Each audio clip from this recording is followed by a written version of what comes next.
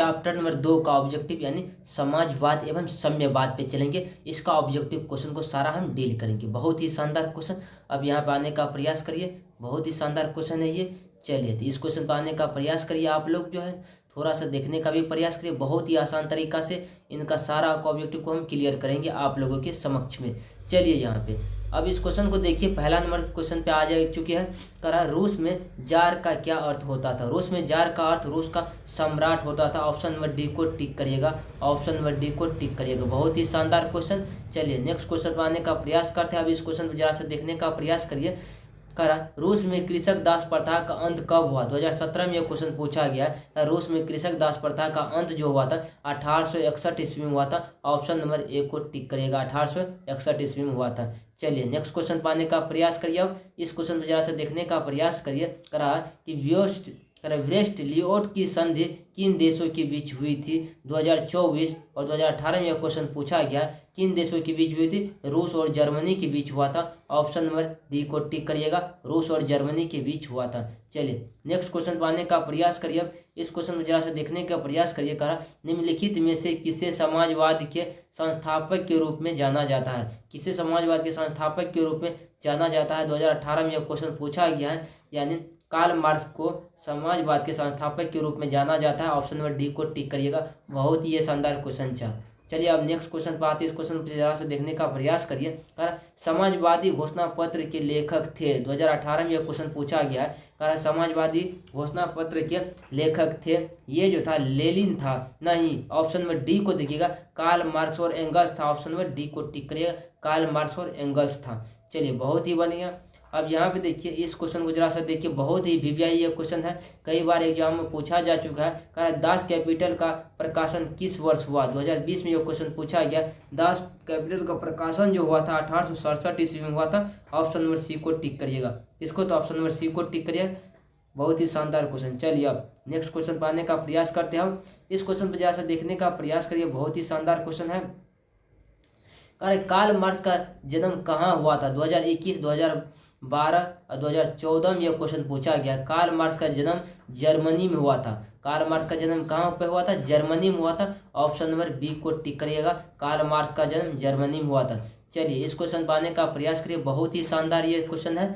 अब यहाँ देखिए बोल्शेविक क्रांति कब हुई। बोल्शेविक क्रांति जो हुआ था नवंबर 1917 ईस्वी में हुआ था। ऑप्शन नंबर सी को टिक करिएगा। नवंबर 1917 ईस्वी में हुआ था। चलिए नेक्स्ट क्वेश्चन पाने का प्रयास करिए। इस क्वेश्चन को जरा सा देखने का प्रयास करिए। बहुत ही शानदार क्वेश्चन है। कर युद्ध और शांति वार एंड पीस पुस्तक किसने लिखी थी। ये जो लिखा था यानी टॉलस्टॉय ने लिखा था। ऑप्शन नंबर में सी को बी को टिक करिएगा। टॉलस्टॉय ने लिखा था। चलिए अगला नंबर क्वेश्चन चलते हैं। इस क्वेश्चन को जरा से देखने का प्रयास करिए। बहुत ही शानदार क्वेश्चन है। कारण कि कार्ल मार्क्स की पुस्तक का नाम था Das Kapital. Option number B को टिक करिएगा। कार्ल मार्क्स की पुस्तक का नाम दास कैपिटल था। ऑप्शन नंबर बी को टिक करने का प्रयास करिएगा। चलिए इस क्वेश्चन को जरा सा देखिए। कारण कि रॉबर्ट ओमन कहाँ का निवासी था। रॉबर्ट ओमन ब्रिटेन का निवासी था। ऑप्शन नंबर डी को सी को टिक करिएगा। कहाँ का निवासी था। ब्रिटेन का निवासी था। बहुत ही शानदार क्वेश्चन। इस क्वेश्चन को जरा सा देखने का प्रयास करिए। रूस की बोल्शेविक क्रांति का नेतृत्व किया था।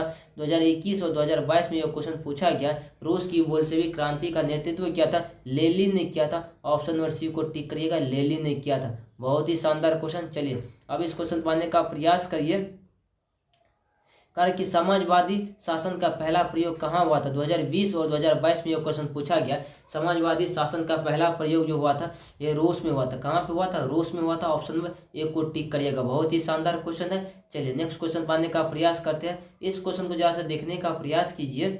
समाजवादियों की बाइबिल किसे कहते हैं। 2019, 2021, 2023 में यह क्वेश्चन पूछा गया है। समाजवादियों की बाइबिल किसे कहते हैं। समाजवादियों की बाइबिल दास कैपिटल को कहते हैं। समाजवादियों की बाइबिल किसे कहते हैं। दास कैपिटल को। ऑप्शन नंबर सी को टिक करिएगा। चलिए नेक्स्ट क्वेश्चन पाने का प्रयास करते हैं। अब इस क्वेश्चन को जरा सा देखने का प्रयास करिए। कारण कि बोल्शेविक दल का कार्यक्रम अप्रैल थीसिस किसने लिखा है। 2023 में यह क्वेश्चन पूछा गया। लिखा है किसने लिखा है।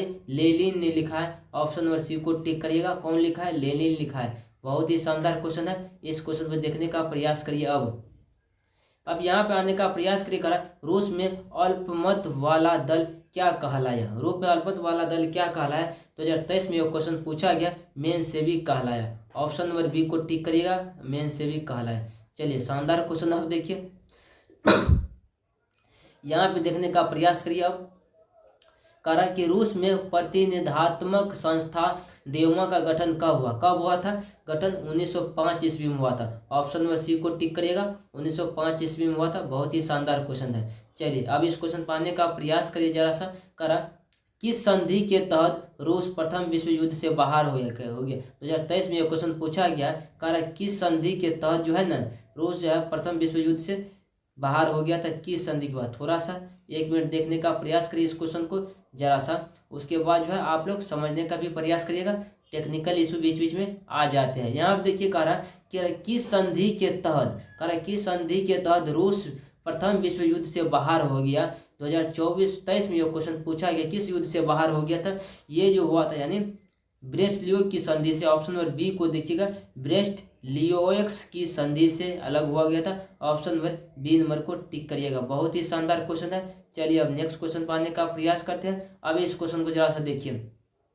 कह वैज्ञानिक समाजवाद का जनक किसे कहा माना जाता है? वैज्ञानिक समाजवाद का जनक कार्ल मार्क्स को माना जाता है। ऑप्शन नंबर सी को टिक करिएगा, कार्ल मार्क्स को माना जाता है। चलिए अब नेक्स्ट क्वेश्चन पाने का प्रयास करिए। बहुत ही शानदार क्वेश्चन ये है। यहाँ देखिएगा रूस की संसद को कहते हैं ड्यूमा, कहते हैं ड्यूमा। ऑप्शन नंबर सी को देखिए, रूस की संसद को ड्यूमा कहते हैं। ऑप्शन नंबर सी को टिक करिएगा। बहुत ही शानदार क्वेश्चन है। अब यहाँ पे देखने का प्रयास करिए जरा सा। करा नई आर्थिक नीति किसने लागू की? 2024 में यह क्वेश्चन पूछा गया। नई आर्थिक नीति कितने लागू की? नई आर्थिक नीति जो लागू किया था लेनिन ने लागू किया था। ऑप्शन नंबर ए को टिक करिएगा, लेनिन ने लागू किया था। चलिए अब नेक्स्ट क्वेश्चन पाने का प्रयास करते हैं। अब इस क्वेश्चन को जरा सा देखने का प्रयास कीजिए। बहुत ही शानदार क्वेश्चन है। अब आने के यहाँ पे प्रयास कीजिए। कर लेनिन का उत्तराधिकारी कौन बना? लेनिन का उत्तराधिकारी जो बना था स्टॉलिन बना था ना। ऑप्शन नंबर बी को टिक करिएगा, कौन बना था? स्टॉलिन बना था। बहुत ही शानदार क्वेश्चन। चलिए अब नेक्स्ट क्वेश्चन को आने का प्रयास करते हैं हम जरा सा। इस क्वेश्चन को देखने का प्रयास कीजिए। कारण 1919 में थर्ड इंटरनेशनल की स्थापना किसने की थी? 2024 में यह क्वेश्चन पूछा गया, किसने किया था? लेनिन ने किया था। ऑप्शन नंबर बी को टिक करिएगा, कौन किया था? लेनिन ने किया था। बहुत ही शानदार क्वेश्चन। अब यहाँ पे देखने का प्रयास करिए। अब ये चैप्टर का लास्ट क्वेश्चन है। अब यहाँ देखिए कह रहा है कि 1917 ईस्वी की पहली रूसी क्रांति किस नाम से जानी जाती है? 2024 में यह क्वेश्चन पूछा गया है। कह रहा है कि 1917 की पहली रूसी क्रांति किस नाम से जानी जाती है? ये जानी जाती है यानी फरवरी की क्रांति के नाम से जानी जाती है। ऑप्शन नंबर सी को टिक करिएगा, फरवरी की क्रांति के नाम से जानी जाती है। बहुत ही शानदार क्वेश्चन ये था। चलिए तो आप जो है नेक्स्ट क्वेश्चन पे चलने का हम प्रयास करते हैं। तब तक वीडियो में बने रहने का प्रयास कीजिए।